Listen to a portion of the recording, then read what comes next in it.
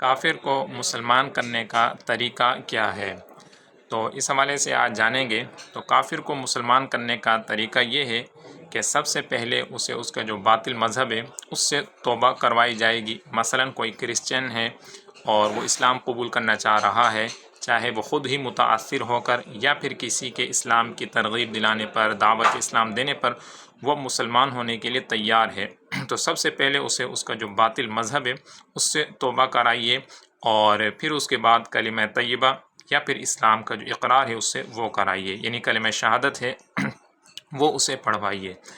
اب اس کے بعد پھر اگر وہ عربی جانتا ہے تو پھر اس کا ترجمہ دہرانے کی کوئی حاجت نہیں ہے، یعنی جو کلمہ طیبہ مثلا آپ نے پڑھایا اور اس کا ترجمہ اسے معلوم ہے تو پھر ترجمہ اسے نہ دہروایا جائے، اور اگر اسے ترجمہ معلوم نہیں ہے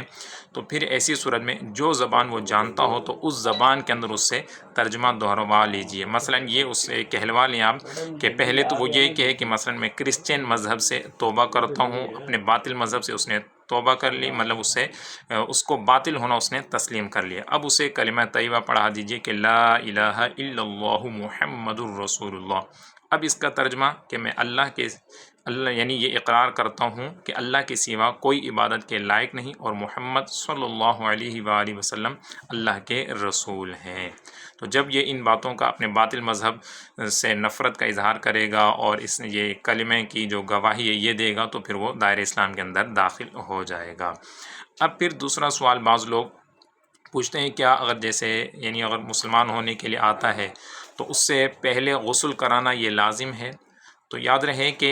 اگر کوئی شخص اسلام کے لیے تیار ہو جائے تو اسے سب سے پہلے فوراً اسے کلمہ پڑھا کر اسلام کے اندر داخل کرنا یہ فرض اور ضروری ہے۔ غسل کرانا یہ یعنی اسلام قبول کرنے کے بعد یہ غسل کرنا یہ افضل اور صرف مستحب ہے، لیکن پہلا جو کام کرنا ہے کہ کوئی بھی شخص اگر اسلام قبول کرنے کے لیے تیار ہو جائے تو اسے پہلے اس کے باطل مذہب سے جو ہے وہ اسے نفرت دلوائیں، بیزاری، اور پھر اس کے بعد وہ کلمہ پڑھ کر اسلام کے اندر داخل ہو جائے، پھر اس کے بعد وہ غسل کر لے تو یہ ایک افضل اور مستحب کام ہے۔ تیسرا سوال ہے اس کے ختنے کے حوالے سے۔ تو یاد رکھیں کہ جو ختنہ ہے یہ سنت مؤکدہ اور شعائر اسلام میں سے ہے، اور اسلام چونکہ صفائی ستھرائی کا حکم دیتا ہے، اور اس لیے پھر ختنہ کرنا یہ بھی ایک ضروری امر کے اندر آ جاتا ہے۔ یعنی اسلام کے قبول کے حوالے سے تو نہیں ہے کہ اگر کسی نے ختنہ نہ کیا تو وہ مسلمان نہیں ہوگا، لیکن چونکہ سنت مؤکدہ ہے اور شاعر اسلام میں سے ہے، اور طبی لحاظ سے بھی اس کے فوائد ہیں، اور نہ کرنے کی وجہ سے اس کے کچھ نقصانات ہوتے ہیں، جیسے صفائی ستھرائی کے حوالے سے بھی اس میں دشواری پیدا ہوتی ہے، اور پھر پیشاب کے جو قطرات وغیرہ ہیں یہ پھر اس کے نکلنے کے اندر بھی کچھ دشواری ہوتی ہے۔ تو اس لیے اگر کوئی شخص بالغ ہے اور مسلمان ہوا ہے تو پھر ایسی صورت میں جو شرعی لحاظ سے اس کے لیے حکم ہے کہ اگر کوئی ایسا ہے کہ وہ خود اگر اپنے ہاتھ سے کر سکتا ہے ختنہ تو وہ خود کرے،